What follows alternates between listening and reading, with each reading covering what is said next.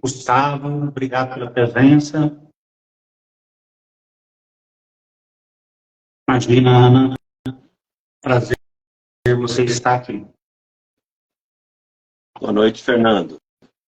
Boa noite. Estou vendo sua tela, mas eu ainda não estou te vendo ainda. Ah, não? Eita, Pedro como é que eu Cardoso. faço aqui para eu... Como é que eu faço para... Acho que a câmera está invertida, né? Acho que ela está... Pronto, acabei de descobrir que tinha isso. Não? Achei que fosse automático isso, eu não sou muito bom nessas coisas. Imagina. Bom, tá tudo bem, Denis? Tudo jóia. Tudo jóia. Bom estar aqui com você, Fernando. Que bom. O frio de São Paulo está arrasando, né? Tá friozinho aqui, estou com o aquecedor ligado. Você aqui em Goiânia. Você está em Goiânia? Eu estou em Goiânia. Aí é aqui mais faz quentinho, 20 graus. né? É mais quentinho. Aqui faz 20 graus, o pessoal se assusta. Pois é. 20 graus para a gente é tempo ameno. É verdade. Bom, então vamos começar, né, as considerações formais. Primeiro, gostaria de te agradecer pelo convite de estar aqui com a gente, né? Denis sempre foi muito solícito, responsivo, principalmente zeloso pelo elo menor, né? Desde que eu conheci o professor Denis, acho que foi em 2017, num evento pela PUC, e só que naquela correria, né, de entre sai, você estava prestes a entrar para pegar o microfone, não deu para a gente se falar. A gente até trocou ideia sobre esse livro, né, que eu gostei muito, você tinha acabado de lançar, foi muito rápido, mas deu tempo de a gente bater um papo. E queria agradecer também, né, todo o pessoal que está aqui na live, né, que está entrando, que está se disponibilizando a ficar esse horário para poder ver as palavras, né, que a gente tem para distribuir, e o pessoal que vem assistir depois também. Então, muito obrigado, o Dr. Denis, professor Denis. Eu gostaria de agradecer o Banato também, que promoveu esse encontro, né, eu não tinha seu número, eu tinha perdido. Ele me passou seu número, também muito zeloso com a gente, muito responsivo. Então, vocês são pessoas incríveis, admiráveis, que a gente preza muito aqui em Goiânia, e é um prazer sempre ouvir vocês. Boa noite. Boa noite, Fernando. Eu é que fico muito feliz em estar aqui com você mais uma vez, participando. Uma honra, sempre uma honra estar nessas conversas. Vamos lá falar de habilidades terapêuticas, então? Então, vamos falar de habilidades terapêuticas, né, que é psicoterapia, né, o estudo, processo e resultado em psicoterapia e as habilidades terapêuticas, né, que é o tema. Embora o Instagram não permita a gente ampliar muito o tema, porque é um pouco restrito, mas, inclusive, você está fazendo um curso aí que está para entrar, né, então fica com uma palhinha para o pessoal aí, para poder participar do curso. Pois é, um curso que vai começar no dia 8 de julho, na Dia de Lab. A gente vai tentar vamos fazer uma oficina de habilidades terapêuticas e tentar fazer exercícios, atividades para ensinar de uma maneira mais prática. Bacana. Muito bom que não fica só na teoria, né? Fica na vivência também. Fazer esse ensaio comportamental. Muito bacana. Muito bom. E aí, como é que a gente pode abordar as habilidades terapêuticas? Como vai ser esse curso? O que a gente pode falar como terapeuta, né? Dentro da clínica e fora também. Os cuidados éticos, enfim, todas as habilidades que o terapeuta deve ter ou deve adquirir ao longo do seu repertório de psicologia clínica e como psicólogo também. Então, Fernando, acho que a gente podia começar falando de onde vem esse termo, habilidades terapêuticas, né? Eu venho pesquisando o processo terapêutico há quase 30 anos. Bobear já deu 30 anos, foi meados da década de 90, durante a faculdade ainda. Fui orientando do Roberto Banaco na iniciação científica, no TCC, e depois fiz o meu mestrado, meu doutorado sobre o assunto, e nunca parei de estudar processo terapêutico, né? E o que acontece? O estudo de processo terapêutico, ele vai olhar para o que acontece ao longo do processo e como que esses microprocessos que vão se dando ao longo da terapia interferem no desfecho final da intervenção, né? Então, ao invés de olhar para a técnica ou para a modalidade de terapia e o resultado, a gente vai olhar para aquilo que acontece na interação terapeuta-cliente, e aí vai levar em consideração variáveis do cliente, variáveis do terapeuta, variáveis da interação, e como que isso tudo vai interferir no resultado, né? Essa linha de pesquisa, ela traz informações, ela traz os resultados, né, produzidos por essa linha de pesquisa, trazem informações importantes sobre o andamento do processo terapêutico. E é dessa linha de pesquisa que vem o estudo das chamadas habilidades terapêuticas. Lá fora, são chamadas de helping skills, né? Então, da linha de estudo do processo terapêutico é derivado esse campo de estudo das helping skills, que aqui a gente adaptou como habilidades terapêuticas, né? Habilidades terapêuticas, então, são, na verdade, quando a gente fala em habilidades terapêuticas, a gente não está falando mais do que comportamentos. Primeira coisa, é importante deixar isso claro, né, Fernando? São comportamentos do terapeuta no andamento do processo, no momento a momento da interação, que podem ser vistos como como favorecedores de um melhor desempenho, de um melhor resultado do processo, né? Então, a gente, quando vai estudar, a gente vai olhar desde a qualidade da relação terapêutica, o que eu vou fazer enquanto terapeuta na minha interação com o meu cliente para promover uma melhor relação terapêutica, e para isso eu vou olhar para pequenas ações, desde expressões faciais, postura corporal,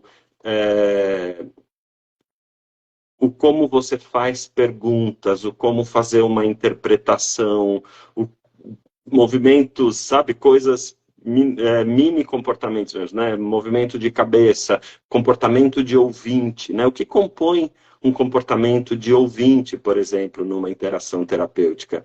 Por que é importante a gente ouvir fazendo isso aqui, né? Será que isso é uma coisa irrelevante? Será que a gente faz isso aleatoriamente ou tem um contexto para que esse comportamento motor tenha um sentido numa interação?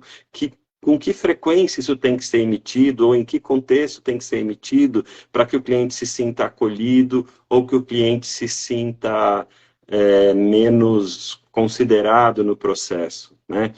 O tom da voz do terapeuta, será que interfere? E a gente vai olhando para esses pequenos comportamentos e como em cada momento do processo eles vão ser vistos, eles vão ter efeitos diferentes sobre o comportamento do cliente, né? Então, por exemplo, nos momentos, nas sessões iniciais, o terapeuta vai fazer mais perguntas do tipo que a gente chama de solicitação de relato, né? Que são perguntas que pedem para o cliente dar informações só. Mais para frente, as perguntas que o terapeuta vai fazer tendem a ser mais perguntas que a gente chama de solicitação de reflexão. Perguntas reflexivas que levam o cliente a estabelecer relações entre eventos, em busca de se fazer uma análise funcional. E com isso a gente vai explorando esses diferentes momentos do processo e entendendo a atuação do terapeuta em cada um desses momentos, né? Muito bom. Inclusive, nessas primeiras sessões, né, eu sempre falo para o pessoal, assim, que a gente tem que fazer um acolhimento, né, para colher informação. Às vezes o terapeuta inexperiente, ele pica muito a sessão, né, interrompendo o cliente, tentando fazer assim, é muito comum, é um processo que eu já vivenciei isso também quando eu comecei, e a gente fica com aquela ansiedade de querer fazer intervenção muito rápida, de querer fazer as coisas muito depressa, dá aquela sensação do terapeuta de que a gente não está fazendo nada. Então, é muito interessante. E o que você tem a dizer sobre isso, né? Sobre as primeiras sessões? É acolhimento mesmo, né? Fazer um acolhimento pequenas, assim, né? Introduções, assim, no final da sessão. Exatamente. E é interessante isso que você está dizendo, Fernando, sobre essa necessidade de fazer intervenções muito rápidas, né? Uma outra habilidade que a gente vai olhar é o lidar com o silêncio, né? Como que você lida com o silêncio do cliente ou às vezes com o seu próprio silêncio? Nossa, eu não posso ficar em silêncio porque eu preciso mostrar serviço aqui, eu preciso fazer alguma coisa. E aí vem aquelas... Ou você fica metralhando o cliente de perguntas, ou fica fazendo intervenções rápido demais, fazendo interpretações apressadas. E o silêncio, às vezes, ele é importante no processo, né? Às vezes você deixar em silêncio, você permite que o cliente reflita sobre o que está sendo conversado ali, ou entre em contato com a emoção que ele está relatando, né? E às vezes a gente precisa do silêncio para a gente elaborar melhor o que vai ser falado, né? O silêncio é um contexto que pode ter várias funções na interação. E é interessante a gente conhecer essas funções e pensar como lidar com o silêncio dependendo de cada uma dessas funções, né? E aí a Muito gente bom. tem... Como é que é, Fernando? Desculpa. Muito bom essa fala, porque, assim, quando eu comecei como psicólogo clínico, o silêncio, ele me enlouquecia, né? Quando o paciente ficava, às vezes, muito tempo em silêncio, e a gente ficava com a sensação que a gente tinha que ficar cercando o paciente de todas as formas de pergunta para tentar provocar, iniciar a fala dele, né? Depois que com o tempo, com a experiência, a gente entende, né, isso que você está falando, que esse silêncio é muito importante, né, até para o próprio paciente, para poder elaborar a fala, né, porque ele está pensando naquele momento, e o terapeuta também ter a tranquilidade, a serenidade de entender que aquele momento ali é um momento, né, de reflexão. E é curioso, né, como o nosso mundo atual, a nossa cultura atual, é uma cultura que não sabe lidar com o silêncio. A gente tem que encher o silêncio com qualquer coisa, mas a gente não consegue permanecer com a gente mesmo por um tempo, né? Isso é uma coisa curiosa. Eu lembro de um artigo que eu li há um tempo atrás, já faz um tempinho, uma crônica, né? Que o sujeito falava do parabéns. Até o parabéns a gente deu de rechear com sons entre os silêncios. Nem o silêncio do parabéns a você a gente consegue aguentar. Parabéns a você, né? Você tem que encher com coisas para não lidar com o silêncio, né? E no processo terapêutico, eu acho que é um momento em que a gente vai trabalhar com o cliente a tolerância, né? Vai lidar com a tolerância a esse desconforto que o silêncio dá, né? A gente não está o tempo inteiro falando, fazendo alguma coisa. É importante, peraí, olha para você agora, o que você está sentindo agora, o que está acontecendo nesse momento, né? E deixar o silêncio acontecer é despertar esse desconforto para a gente poder lidar com esse desconforto. Né? Muito bom, né? E em relação assim, ao silêncio, né? A gente vai aprendendo com o tempo, né? Com experiência, com contato terapêutico. Isso é muito importante. E em relação à própria terapia, né? A gente tem outros temas que a gente gostaria de abordar, mas, por exemplo, ficar com o paciente, assim, até onde, me corrija se eu estiver errado, mas ficar com o paciente por muitos anos também não é muito ético, né? Assim, pelo menos o que a gente considera. Às vezes o paciente traz uma queixa, uma demanda, ela já foi escanada e ele continua querendo a terapia, né? E aí, a gente, o comportamento, o problema, ele já trouxe, a gente já trabalhou e já resolveu. Mas o paciente insiste de vir na terapia e muitos anos, né? Então, eu tenho pessoas de anos e anos. Então, às vezes isso me incomoda um pouco, mas ao mesmo tempo eu entendo que a terapia está sendo um reforçador para essa pessoa, né? O fato dela ir, dela fazer um acompanhamento preventivo. Qual é a sua ideia sobre isso? Eu acho que é uma questão importante essa que você está trazendo, Fernando, porque a gente não tem que estender a terapia além do que é necessário, né? Mas essa definição do que é necessário, ela cabe, ela precisa ser discutida na relação terapeuta-cliente, né?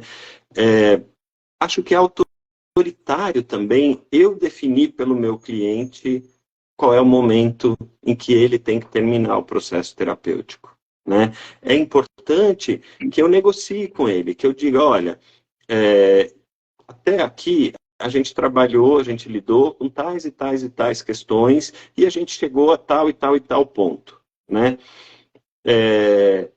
Você pretende olhar para outras coisas? Você pretende trazer outras situações para a gente conversar aqui? Você quer dar continuidade? E aí, junto com ele, eu vou definir o que ele quer, né? Eu tenho clientes que estão há bastante tempo em terapia e às vezes eu olho e falo, mas por que essa pessoa continua aqui, né? E eu já abordei com o cliente isso, né? Olha, a gente já lidou com várias coisas. Mas eu gosto de estar aqui, eu quero ter um espaço para eu falar de coisas que me incomodam às vezes.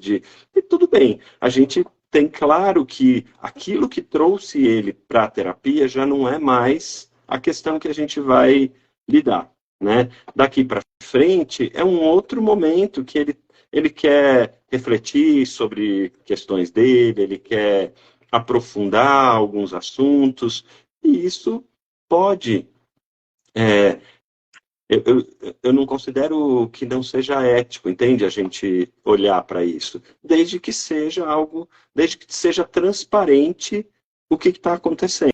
Olha, agora é um momento de reflexão, que você quer refletir sobre coisas da tua vida e aprofundar algumas análises, mas o que te trouxe aqui já foi, a gente já lidou, né? E tem alguns clientes, né, Fernando, que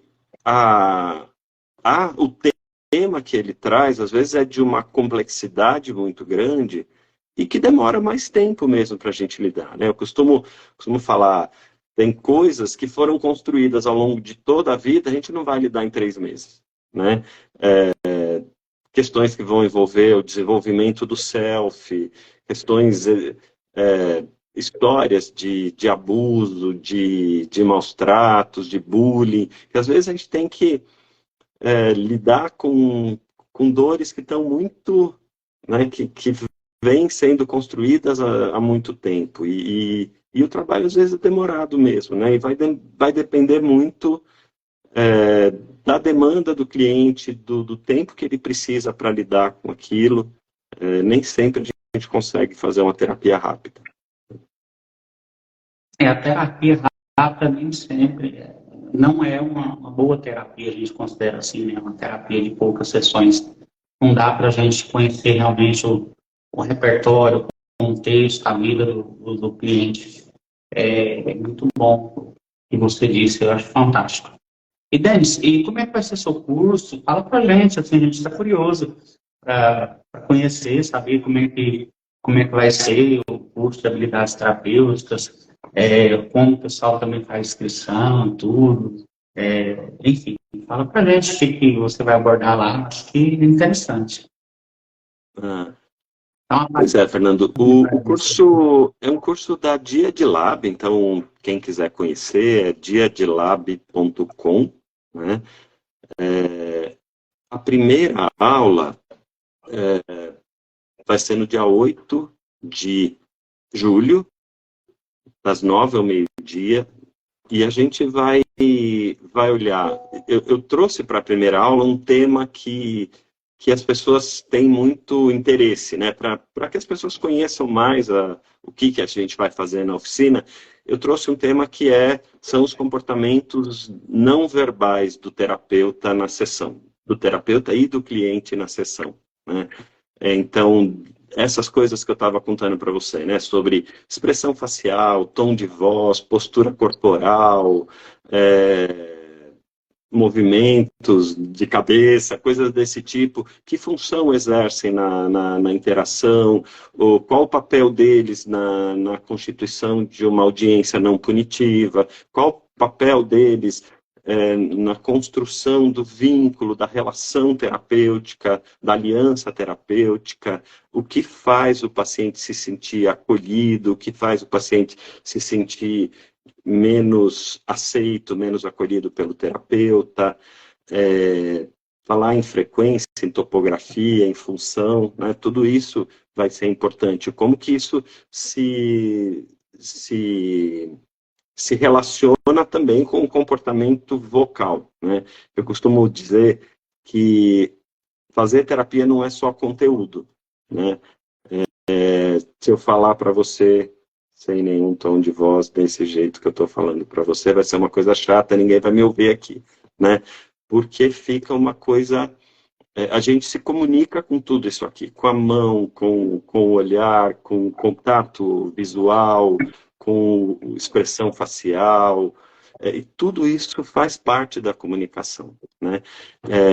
E fazer terapia é se comunicar, é um tipo específico de comunicação que tem as suas regras próprias, né? Não é como qualquer conversa num bate-papo de amigos. Tem um jeito muito específico de funcionar essa comunicação, né?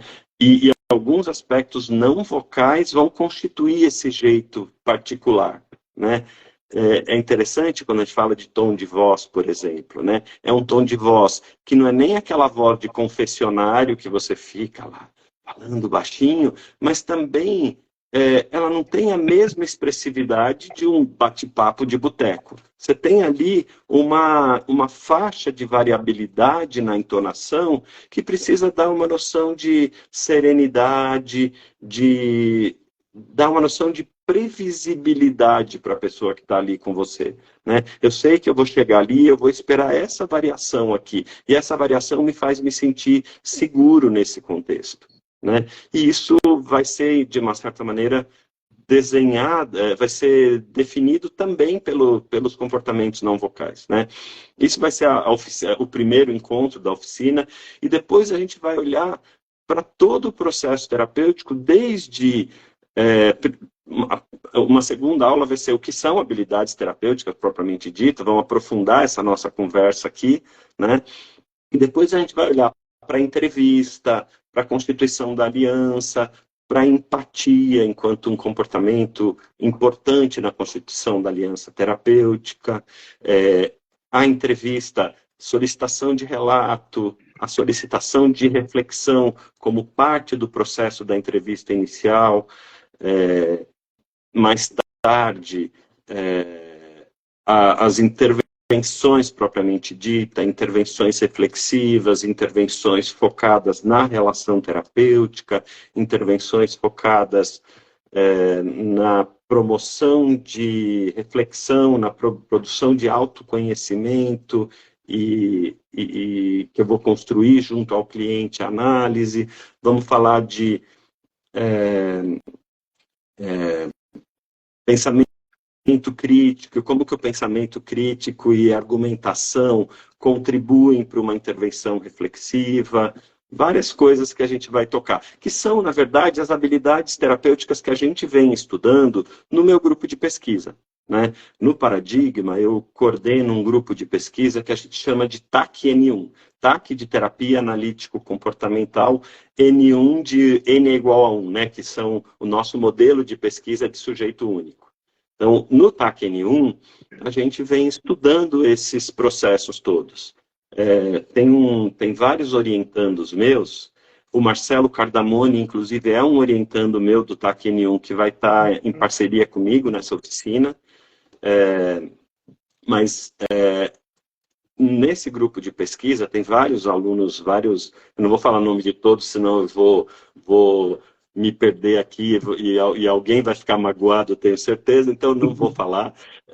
Mas tem uma equipe muito bacana que está trabalhando comigo e o grupo, quem coordena sou eu, a Ana Carmen e a Adriana Rossi, e a gente tem conduzido pesquisas, por exemplo, tem uma linha de pesquisa que eu acho interessante, que a gente está fazendo um levantamento na literatura, uma busca sistemática na literatura, para cada um dos comportamentos que compõem as habilidades terapêuticas e que a gente descreve no SimCity. O SimCity é um sistema de categorização que eu desenvolvi no meu doutorado, que categoriza comportamentos do terapeuta e do cliente na sessão, né? SimCity é Sistema Multidimensional de Categorização de Comportamento na Interação Terapêutica.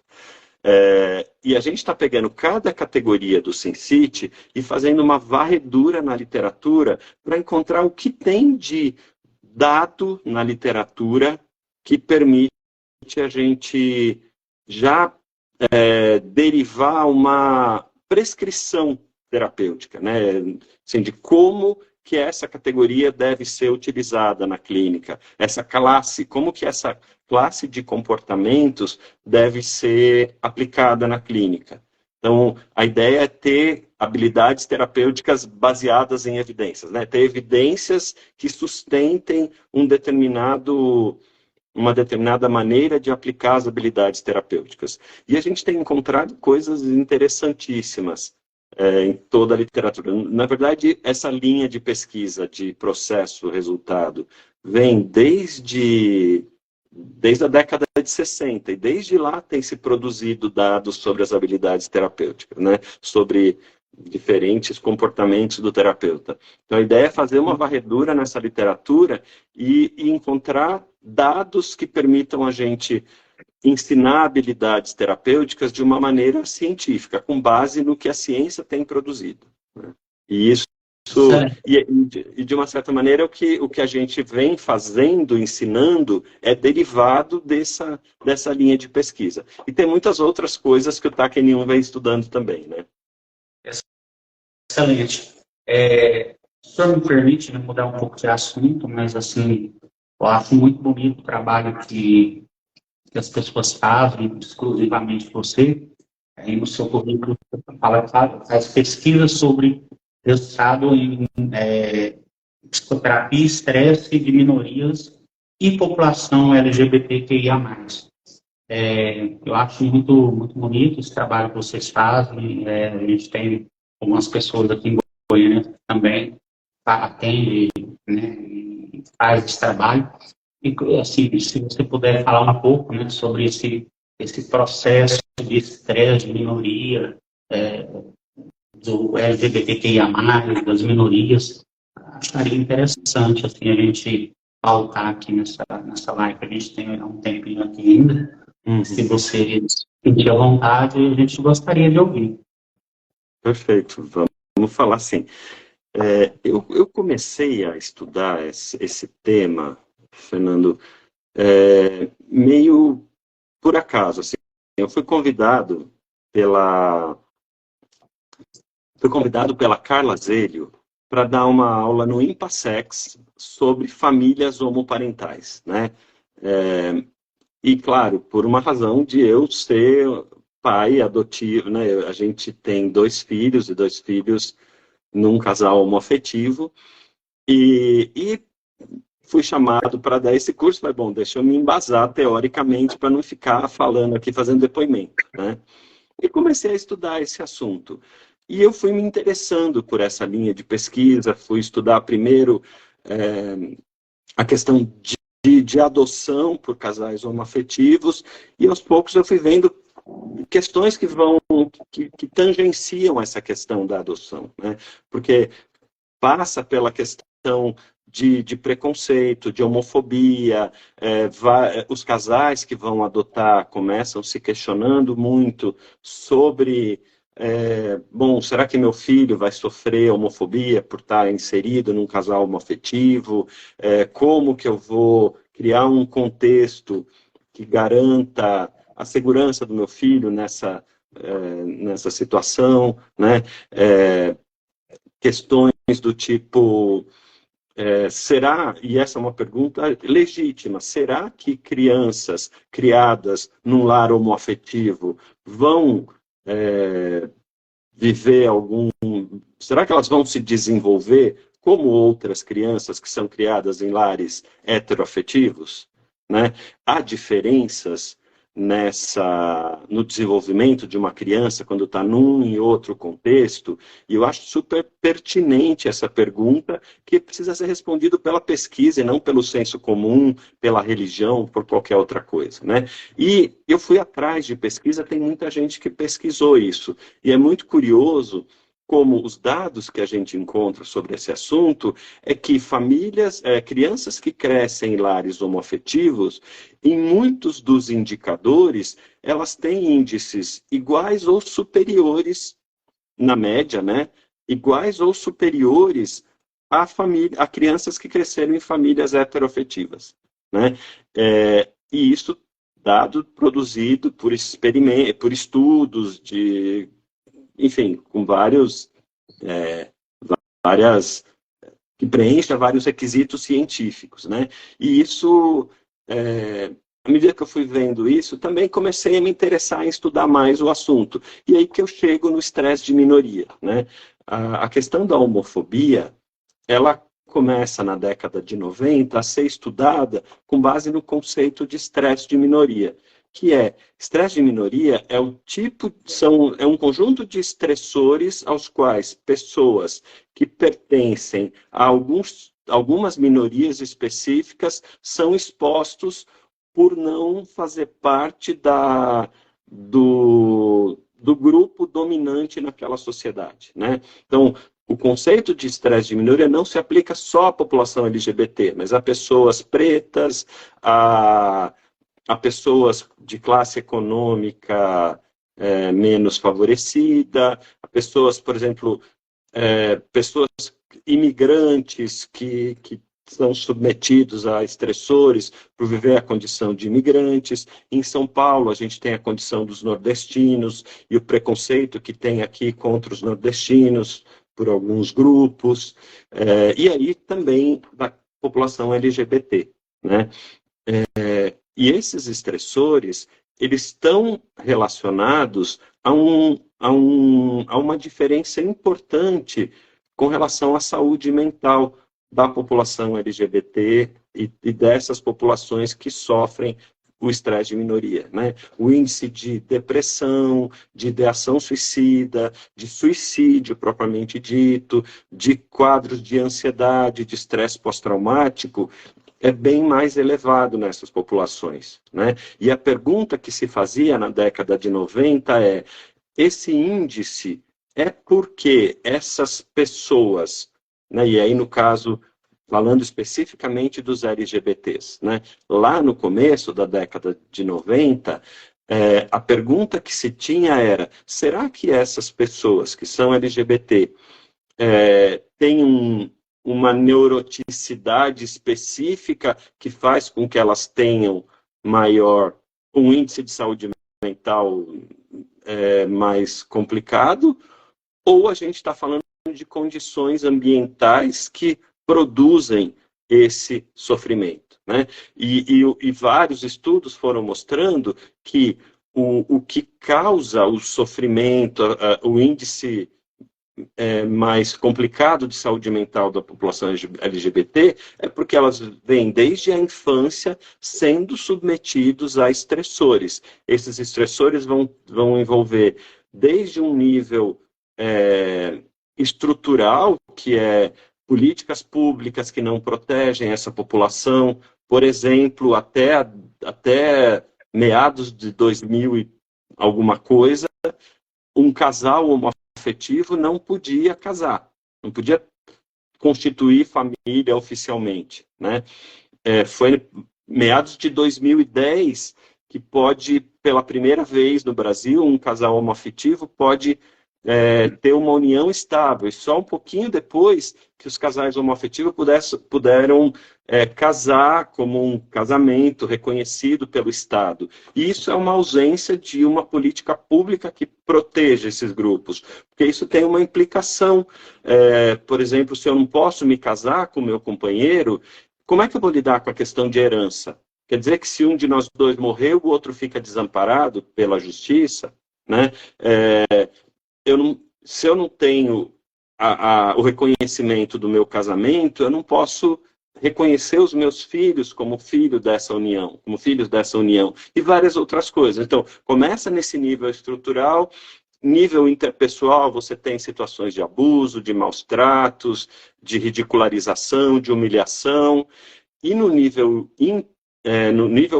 pessoal, individual, você vai ter toda a questão da constituição de self, de uma pessoa que eventualmente pode ter baixa autoestima como resultado disso tudo. Você vai ter uma pessoa que tem dificuldade, que acaba ocultando a sua condição enquanto LGBT, e várias situações que vão dizer respeito a uma dificuldade de lidar com a própria identidade enquanto LGBT, né? Isso vai se manifestar tanto em indivíduos gays, mulheres lésbicas, pessoas trans e todas as letras aí do LGBTQIA+, né? E agora, eu também comecei a estudar um pouco mais da questão das pessoas trans, e a situação das pessoas trans no Brasil e, eu diria, no mundo, é muito mais grave. Porque, de novo, não porque tem algo intrínseco a eles, mas porque a história de estresse de minoria deles é muito mais intensa, tem quase que uma naturalização de se maltratar pessoas trans, como se elas não fossem reconhecidas enquanto pessoas, né? E isso gera muito sofrimento, né? Por exemplo, você tem um índice altíssimo de pessoas trans que vão ser expulsas de suas casas na pré-adolescência, né? E com isso não conseguem terminar os estudos, e com isso não conseguem ser inseridas no mercado de trabalho, e com isso a única coisa que sobra para elas, para muitas dessas pessoas, é a prostituição. E isso tem um efeito retroativo sobre como que essas pessoas vão ser vistas pela sociedade, né? Como se elas tivessem algo ruim intrínseco a elas, mas na verdade foi a sociedade que empurrou elas para a prostituição como única saída para a sobrevivência, né? E essa é uma questão muito séria, que é importante ser enfrentada pela sociedade, pelas políticas públicas, mas também para a gente, enquanto profissional de saúde, a gente se preparar com elementos para poder acolher a essa população. Muito bom, Denis. Inclusive, assim, abordei isso a você, porque um tema emergente ali em relação ao racismo, né? Ele não atinge só a gente fala minoria, né? Mas atinge todas as classes sociais, né? A gente pode ver o Vini Júnior, né, na Espanha, o que ele tem enfrentado lá. E tem me preocupado muito esse preconceito de forma geral, de toda minoria, sendo preto, LGBTQIA+, enfim. Inclusive, aqui em Goiânia aconteceu um caso há pouco tempo que me incomodou bastante. Um adolescente, acho que de 12 anos, 15, enfim, ele fez um coração para alguém dentro da sala de aula, estava conversando, e isso incomodou muito os colegas, né, da sala de aula que se juntaram na porta da escola, deu briga, falou que ia matar o rapaz, teve que chamar a polícia, enfim, tudo que a gente sabe. E a mãe teve que buscar e tudo. Então, atinge, né, desde a pré-adolescência, né, às vezes é com a inocência, né, porque todo mundo se faz um coraçãozinho, tudo, e de classe social, independente da classe, né, a gente vê o Vini Júnior em Barcelona, né, que é um jogador super famoso, uma estrela. Então, isso é muito importante. Eu acho, eu tenho uma orientanda minha que está estudando esse tema de habilidades interculturais. Desculpa, agora sumiu o termo aqui. Eu fico tenso nessas situações de live, viu, Fernando? E aí me somem as palavras, é a primeira coisa que acontece. Mas habilidades multiculturais, né? E dentro das habilidades multiculturais entra a questão de lidar com as diferentes minorias, né? E aqui só esclarecer, quando a gente fala em minorias, não é minorias em termos numéricos, mas são minorias sociais, no sentido de que elas são minorizadas pela sociedade e tratadas como alguém inferior em diferentes aspectos, né? Então, falar em minorias não é falar em número absoluto de pessoas a quem, né, tem mais ou menos gente envolvida. Mas a nossa questão enquanto terapeuta, eu acho que quando a gente se depara com essas questões de pessoas pretas, de pessoas LGBT, é se perguntar, eu acho que a princípio, qual é o meu lugar de privilégio nessa sociedade, sabe? Porque eu preciso olhar para o meu cliente e ter consciência que eu, enquanto homem branco, cisgênero, embora gay, seja um homem branco cisgênero, eu ocupo um lugar de privilégio nessa sociedade, diferente do lugar ocupado por essa outra pessoa. E entender esse meu lugar de privilégio não é no sentido de que eu não posso ajudar, mas para eu ajudar, eu perceber essa diferença e poder perguntar mais e conhecer mais o lugar ocupado pelo outro e tentar entender o sofrimento do outro que ocupa um lugar diferente do meu. Né? E é isso, né, que você fala. Isso independe de classe social. Né? O Vini é um cara com muito dinheiro, rico, e está lá sofrendo estresse de minoria por uma questão de racismo. Né? E, na verdade, isso impacta, isso que está acontecendo com ele impacta no meu cliente que sofre uma coisa parecida aqui. E esse meu cliente vai me trazer isso como sofrimento no dia a dia dele. Né? Eu me lembro de um tempo atrás, de eu passar numa rua que tem aqui perto, mais uma que eu esqueci o nome, Avenida Pacaembu. Passando na Avenida Pacaembu, cruzei com um menino que estava pedalando, né? Parado com 2 carros de polícia. Um menino muito bem vestido, um menino negro, muito bem vestido, com claramente roupa de esporte, de quem saiu para pedalar, parado pela polícia. Eu estava indo no supermercado, vi o menino parado ali, e nitidamente os caras tinham abordado ele, enfim, tentando ver se ele estava enfim, se era alguém que estava roubando, alguma coisa assim. Mas ele estava pedalando, né? 3 horas depois, eu sou daqueles que vai no supermercado e fica horas passeando pelos corredores do supermercado. 3 horas depois, eu volto do supermercado, esse menino ainda estava lá em pé, com a polícia sendo interrogado, sabe? Sendo que claramente era alguém que estava ali na faixa, na ciclovia, pedalando, né? Quem de nós, e aí é que entra o nosso lugar de privilégio, quem de nós sai pedalar com a nota fiscal da bicicleta que a gente pegou, né? Ninguém de nós, mas uma pessoa preta talvez precise pedalar com a nota fiscal no bolso, para não ser acusado de roubo daquela bicicleta, né? E é esse o sofrimento que essa pessoa vai viver no dia a dia dela e que passa longe de mim, mas que eu devia estar mais atento a esse sofrimento do dia a dia dessas pessoas e pensar que esse sofrimento vai chegar no meu consultório diferentes pessoas, né?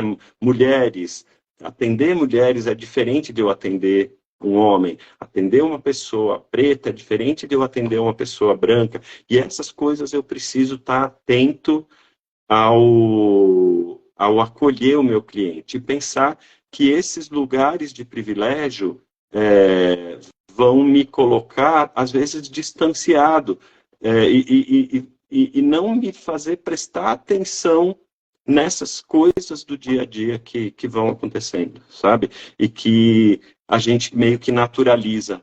A gente quase que trata como se fosse parte do cotidiano essas coisas acontecerem. E não deveriam ser, né? E produzem sofrimento. É muito bom, inclusive, assim, desde que o mundo é mundo, né? Isso sempre aconteceu, né? Só que agora o racismo, as minorias, o sofrimento está sendo filmado, né? Está sendo mostrado. Então, mas isso sempre existiu e a gente, como trabalho de psicólogo e até pelo código de ética da profissão, a gente tem que combater o tempo todo, apoiar essas pessoas, porque é uma coisa muito estrutural que veio, inclusive, não é dos brasileiros, né, não é dos índios, mas é uma coisa que veio da Europa, né? A Europa é muito racista, eu já estive lá, e até com os próprios brasileiros, os brasileiros lá são tratados como minoria também. Você tem Braga em Portugal, com Banaco, e passeou por ali em Portugal, então você deve ter tido, de repente, algum perrengue ali, não sei, mas esse preconceito é enraizado, trazido, né, desde que o mundo é mundo, né? E a nossa função, de fato, é mostrar para essas pessoas que porque a gente vive assim, num momento que a cultura estava em jogo, né?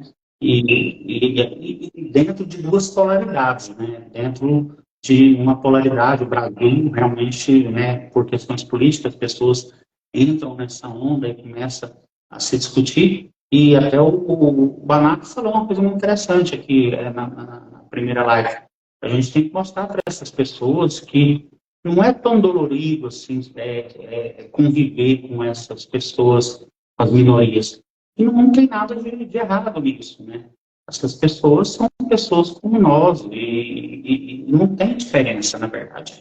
A gente tem que combater, é um trabalho diário e cada vez isso tem vindo, assim, todo dia eu ligo a televisão, tem um caso diferente, seja porque a pessoa é preta, porque a pessoa é LGBTQIA+, seja porque ela é pobre, porque ela mora num setor que não é favorecido diante do município, enfim. Mas a gente vê isso todo dia, né? Então, assim, eu abordei essa questão justamente porque assim, a gente quer dividir um pouco a live em habilidades terapêuticas, mas eu queria abordar essa questão porque eu achei importante, eu acho que você, Denis, tem propriedade para falar, tem propriedade para falar bem sobre isso. Eu achei fantástico, achei incrível essa fala, muito bom. E a gente ao falar sobre isso, a gente também está falando sobre habilidades terapêuticas, né, Fernando? Porque é uma competência do terapeuta, a competência multicultural. eu poder ouvir o meu cliente e entender o lugar de fala desse cliente, entender o meu lugar de fala enquanto um lugar de privilégio, ou entender como eu compartilho eventualmente algumas experiências de estresse de minoria com o meu cliente e como isso pode me aproximar do meu cliente ao compartilhar essas experiências. Isso tudo são habilidades terapêuticas também. E saber olhar para tudo isso e como implementar essa maneira de pensar a clínica são habilidades terapêuticas também, né? Sim. Sim, mais fácil, né? E as pessoas, dependendo da sua cultura, do seu nicho cultural, independente, de repente, da religião, não estou falando de religião nenhuma, mas, assim, se for uma doutrina muito engessada, né? E o terapeuta participar daquele nicho ali, tem que trabalhar também isso em terapia, o terapeuta trabalhar isso em terapia também, né? Para poder flexibilizar um pouco melhor também para atender esses clientes, né? Porque senão a gente está replicando aquilo que não é bom, né? Que é errado, que não está certo. E acolher o nosso cliente é acolher integralmente, né? Sem julgamento, sem antecipar algum tipo de avaliação sobre o que ele está dizendo antes de conhecer o contexto de fala desse cliente, né? Quem é esse cliente? O que ele me traz? Qual é o contexto de vida dele que leva ele a se comportar de um jeito ou de outro, né? E especialmente quando a gente fala de população LGBT, né? Tem muitas vivências da população LGBT que são muito diferentes de uma vivência de uma população hétero. E que uma pessoa hétero, eventualmente, pode olhar para aquilo e estranhar, né? Por exemplo, vou trazer um exemplo, né? Relações não monogâmicas, né? Experiências de relações abertas. Esses relacionamentos abertos são muito mais frequentes por exemplo, em homens gays do que em relações heterossexuais, né? Eu tenho que ir aberto para ouvir sobre isso, entender, estudar um pouco, vai ler, vai entender o contexto, porque isso é uma prática mais comum entre homens do que em um relacionamento que tem homem e mulher, né? Tem uma série de questões aí que estão envolvidas e simplesmente chegar, eu acho que isso é errado, né? Eu atendi a semana passada uma menina que ela chega me contando que ela estava fazendo terapia, estava gostando da terapeuta, até ela falar para a terapeuta, ela chegou contando, falou, a minha amiga que é trans, a terapeuta falou, eu não entendo esse negócio de trans, eu não consigo colocar isso na cabeça. E quem sou eu para falar isso para um cliente, sabe? É uma coisa muito desrespeitosa com a cliente e com a amiga dela, claro, né? Mas, sabe, eu não posso me dispor a cuidar de pessoas se eu não estou pronto para lidar com a diferença, sabe? Acho que essa é uma coisa essencial da nossa prática. Excelente. Denis, infelizmente, assim, eu gostaria de ter mais umas 3, 4, 5 horas, porque eu tinha mais umas 35 perguntas para te apertar aqui um pouquinho, mas infelizmente o tempo do Instagram está nos provocando aí a finalização, infelizmente. Eu queria primeiro agradecer todo mundo que entrou, participou, não deu para responder as perguntas, mas assim, a live vai ficar gravada, o pessoal perguntando aí se vai ficar gravada para assistir depois. E gostaria de agradecer a todo mundo que venha a participar. Obrigado, Gustavo, o pessoal aí. Então, gostaria de agradecer a todo mundo que vem assistir essa live depois, que vem contribuir também. A gente vai pôr no nosso canal do YouTube, né? E foi muito rico, ao meu ver, assim, a sua fala, porque a gente desenvolveu bastante e gostaria de ter muito mais tempo. E muito obrigado, o professor Denis. Quando tiver a oportunidade de ir em São Paulo, nesses eventos comportamentais aí, a gente se encontra, quero te dar um abraço, eu fico extremamente honrado por você ter aceito o meu convite pelo NPC, né? Super zeloso pelo elo menor. Então, muito obrigado, de coração mesmo, é genuíno o que eu tenho para estou te dizendo, né?